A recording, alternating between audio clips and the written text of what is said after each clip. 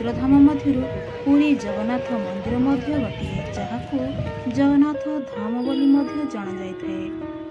प्रभु श्री जगन्नाथ आज मध्य तांको बड़ भाई बलभद्र एवं भौणी सुभद्रांक सहित ए मंदिर रे विराजमान अछंती। प्रत्येक दिन लक्ष लक्ष श्रद्धालु श्री जगन्नाथ दर्शन निमंते छुटी आसीथांती एही मंदिर एवं एही मंदिर पतित पावन नेत श्री मंदिर पताका प्रत्येक दिन बदला जाए, जार दृश्य एही वीडियो माध्यम आपण माने देखिबाकू पाउथिबे। दर्शक बंधु एही मंदिर रे अनेक रहस्य आज मध्य लुचि रहिছে, जहाकू बड़ बड़ वैज्ञानिक माने मध्य समाधान करि पारनांती। दर्शक बंधु वर्तमान ओडिशार नवनिर्वाचित मुख्यमंत्री मोहन चरण माझी आदेश क्रमे जगन्नाथ मंदिरर 4टी द्वार खोल एवं पूर्व मुख्यमंत्री समय मंदिर प्रकल्प काम समाप्त हो जाइछि, जहाद्वारा श्रद्धालु माने चतुर्पार्श्व बुली बुली मंदिर दर्शन करुथिबार देखा जाइछि। हेलो एवरीवन, आपण माने देखि पाथबे वर्तमान आमर जगन्नाथ दर्शन शेष हो जाइछि। आमे फेरुचु आम रूम को, आमर जगन्नाथ दर्शन बढ़िया हो गला। आम जीवु सी बीच आपण मैंने वेट करंतु, आम जल्दी जल्दी सी बीच रे पहुँच के आपण मानू लाइव देखे दबु। सी बीच जाउथबा समय आम रास्ता किछि पाइथलु मीठा स्टॉल एवं सेठारे आम क्षीर सागर मीठाटी ट्राई करथलु, जाकि बहुत ही टेस्टी थिला। बेसी मीठा नथिला, ठीक मीडियम थिला। आमे याकू ट्राई करथिलु आ बहुत सॉफ्ट थिला मीठा।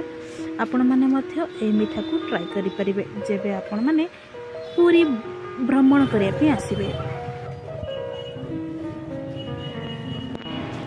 यहाँ परे आमे बाहर जाइथिलु सी बीच को गोटे ऑटो रे एवं किसी समय परे आमे सेठारे पहुंची गलु एवं आपण माने मध्य ए वीडियो माध्यम रे देखिबाकू पाउथबे केमिति सी बीच रे साइड रे केते सारा non veg veg food stall लगी आपण माने देखि पारुथिबे।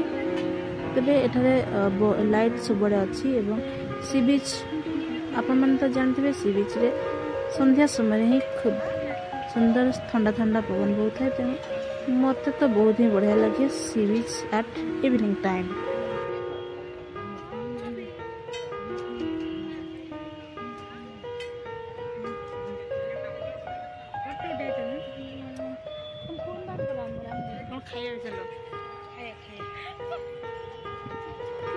फोटो उठे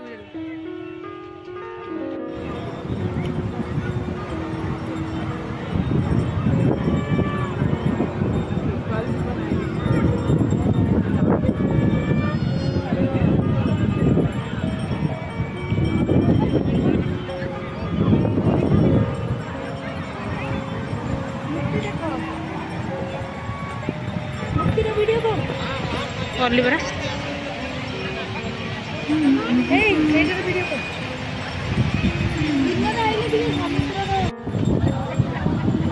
मैडम फोटो उठे